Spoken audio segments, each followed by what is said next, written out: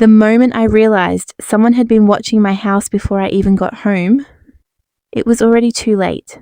At first, I thought the sound outside was just rain hitting the garbage bins near the driveway.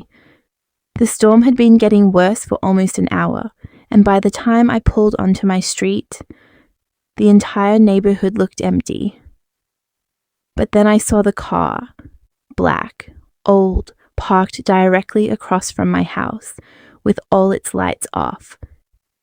And someone was sitting inside. I couldn't see their face through the tinted windshield, but I could feel them looking at me.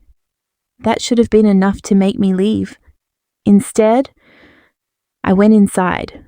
Before we dive deeper, let us know in the comments where you're watching from. We'd love to hear from you. And don't forget to hit that subscribe button so you never miss any of our upcoming videos. This happened only a few months ago. And honestly, I still think about it almost every night. I live alone in a quiet suburban neighborhood outside Columbus, Ohio. Most people there are older couples or families, and after about 10 p.m., the streets become completely empty. I'm 46 years old. I work remotely. And ever since my husband passed away 3 years ago, it's just been me and my golden retriever, Daisy. That night already felt strange before I even got home. It had been raining non-stop since late afternoon, and by the time I finished grocery shopping and picked up my prescription, it was close to 11:30 p.m. The roads were empty. I remember stopping at a red light about 10 minutes from home and realizing I hadn't seen another car in almost 5 minutes. That feeling stayed with me. Not fear exactly, just uneasiness. Like something around me was slightly wrong, but I couldn't explain why.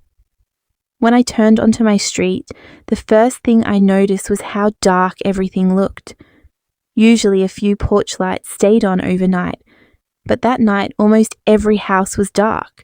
And then I noticed the black sedan again, still parked directly across from my driveway. The windows were too tinted to see inside. No headlights, no brake lights, no movement, just sitting there, watching. I slowed down while pulling into the driveway. That was when I noticed something else. The windshield wipers weren't moving, meaning whoever was inside had been sitting there in the rain long enough for water to completely cover the glass. I felt my stomach tighten, but instead of driving away like I probably should have, I convinced myself I was overreacting. I grabbed my grocery bags, locked the car, and hurried inside. The second I shut the front door behind me, Daisy started growling. That immediately got my attention, because Daisy almost never growls. She barks at squirrels. She barks at delivery drivers. But growling, never. She was standing near the hallway leading toward the kitchen, completely stiff, staring into the darkness. I remember laughing nervously, trying to calm myself down. Okay, you're freaking me out. But Daisy didn't move. She just kept staring. That was when I heard it. A soft sound, like something lightly scraping against the back door. I froze. At first, I thought it might have been tree branches blowing against the house because of the storm. But then it happened again, slow, intentional, scratch, scratch, scratch. Daisy backed away from the hallway and pressed herself against my leg. That scared me more than the sound. I stood there listening, nothing, just rain. Then silence. I told myself I was being paranoid. Still, I walked carefully into the kitchen and looked toward the back door. Everything looked normal. The curtains were closed. The lock was still turned. But something felt wrong. I can't explain it any better than that. The room just felt occupied, like someone had been standing there moments earlier. I backed away, grabbed my phone, no signal. That immediately confused me, because my service is usually fine inside the house. I moved closer to the living room window. One bar, then none again. That was when Daisy suddenly barked, loud, sharp, toward the front of the house. I turned instinctively toward the window near the front door, and my heart dropped. The black car was still there, but now the driver's side door was open. I stared through the rain, trying to see if someone was standing outside. I couldn't tell. Everything beyond the porch lights looked distorted from the storm. Then lightning flashed, and for half a second, I saw someone standing beside the passenger side of the car. Completely still, facing my house, I stumbled backward. Daisy started barking uncontrollably. Another flash of lightning. The figure was gone. I remember whispering, "Nope." I immediately checked the front lock again, even though it was already locked. Then I checked every window, every curtain, every room. Nothing, no signs anyone had gotten inside. No open windows, no broken locks. But that feeling wouldn't leave. I kept thinking about the open car door. Why would someone sit outside my house in the middle of a storm? And why leave the door open? I considered calling the police, but part of me felt ridiculous. What would I even say? There's a parked car outside? Instead, I tried distracting myself. I unpacked groceries, turned the TV on, made tea, but I couldn't focus. Every few minutes, I found myself glancing toward the front window. The car never moved. Then, around midnight, the power went out. Everything instantly went black. The TV, the lamps, the kitchen lights, all gone, only rain and darkness.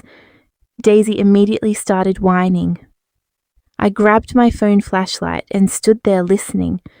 That was when I heard footsteps upstairs. Slow, heavy, deliberate. I stopped breathing. The footsteps continued. 1, 2, 3, directly above me. I lived alone. There should not have been anyone upstairs. I remember trying to rationalize it. Maybe the house settling. Maybe pipes. Maybe thunder vibrations. But deep down, I already knew. Someone was in my house. The footsteps stopped, then silence, the kind of silence that feels loud. I slowly backed toward the kitchen drawer and grabbed the largest knife I could find. My hands were shaking so badly I almost dropped it. Another sound, this time closer, a creak from the upstairs hallway. I pointed my flashlight toward the staircase. Nothing. But I could feel someone there, watching, waiting. I whispered, "Who's there?" No response. Then suddenly, bang, something slammed against the back door. I screamed. Daisy barked wildly. Another slam. The entire door shook. At that point, panic completely took over. I ran toward the front window. The black car was gone. My stomach dropped even further. If the car was gone, then where did the person go? Another loud crash came from the back of the house. The door handle rattled violently. I backed away toward the stairs before realizing how stupid that was. Upstairs meant trapping myself. But before I could decide what to do next, I heard footsteps coming down the stairs. Slow, measured, not rushing, almost calm. One step, then another. I pointed my flashlight upward, and for a split second, I saw a silhouette standing halfway down the staircase. Tall, motionless. Then the flashlight flickered. When it stabilized, the figure was gone. I didn't think. I ran. Straight for the front door, I unlocked it. Nearly dropped the keys, then sprinted barefoot into the rain. I didn't even grab my purse or my charger. I just ran. The rain was freezing. I could barely see, but I kept moving until I reached the end of the street. That was when I looked back, and what I saw still makes me sick. My front door was open, and someone was standing inside the doorway, completely still, watching me. The porch light flickered behind them, making it impossible to see their face. Then another figure appeared behind them, inside the house. 2 people, one near the doorway, one deeper inside. That was when I realized something horrifying. The person in the car hadn't been trying to get inside. They were waiting for me to come home, which meant whoever was already inside knew exactly when I'd arrive. And that was the moment I understood something terrifying. This wasn't random. They had planned this, and if this story kept you on edge, let me know in the comments what you would have done in that situation. Would you have stayed inside the house or run? And don't forget to subscribe, because the next story I'm about to share is even more intense than this.